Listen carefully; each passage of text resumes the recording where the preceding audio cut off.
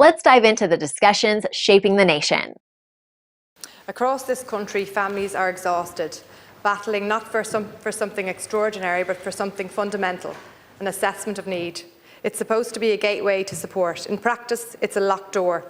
Without it, children can't access home tuition, school places, the domiciliary care allowance, or most critically, any therapy. The message families receive is simple: no assessment, no services. Right now, more than 15,000 children are waiting over 6 months for an assessment of need, and the HSE predicts that could rise to 25,000 before the year is out. That's not a waiting list, it's a crisis. Even when an assessment is secured, it doesn't guarantee help. Families are offered group webinars, leaflets or parenting courses, often scheduled during working hours.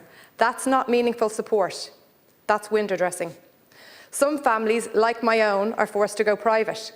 We paid for our son's assessment over 2 years ago, and even that report is now out of date. Finding a provider wasn't easy, and we were lucky to be in a position to pay. Most families are not. The truth is, families don't seek assessments for the sake of paperwork. They do it because they want to help their child, because they know, like we all know, that early intervention works. The sooner you start, the better the outcome. And yet, our system delays at every single step.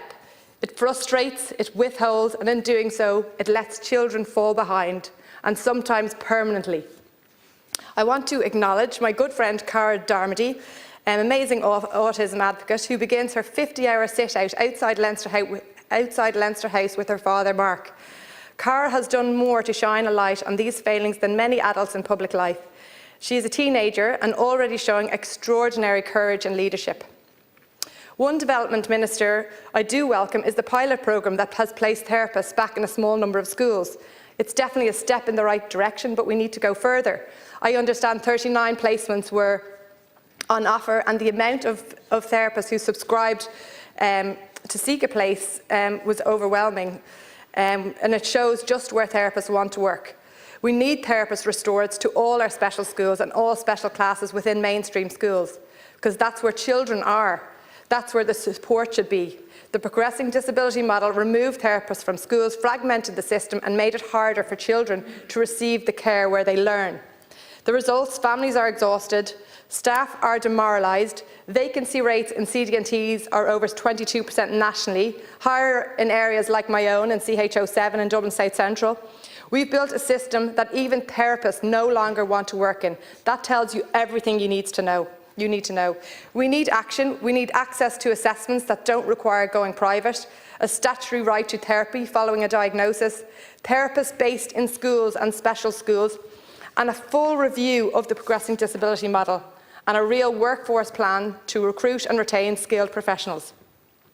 Now, today I've also heard ministers and the Taoiseach suggest that legislative reform may be needed to improve how assessments of needs are delivered and used. And if that's true, we need detail, and we need it now. How will this legislation work in practice? Will it simply reframe the process, or will it guarantee that identified needs are actually met? How will need be recorded, tracked and enforced? Will these written pathways have legal standing? Will they include timelines and entitlements to therapy, or will they become yet another document that families can't rely on? We can't let this be another policy promise that sounds good on the plinth but falls flat on the ground. Family needs certainty, they need follow-through, and most of all, they need the state to stand with them, not against them. We are not seeking a gold-plated care. We are asking for fairness, for respect, for a child's right to be supported in reaching their potential.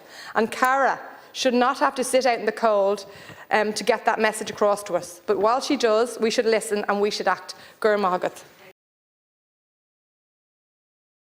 Like, share, and subscribe, and let us know your thoughts in the comments. We'd love to hear from you.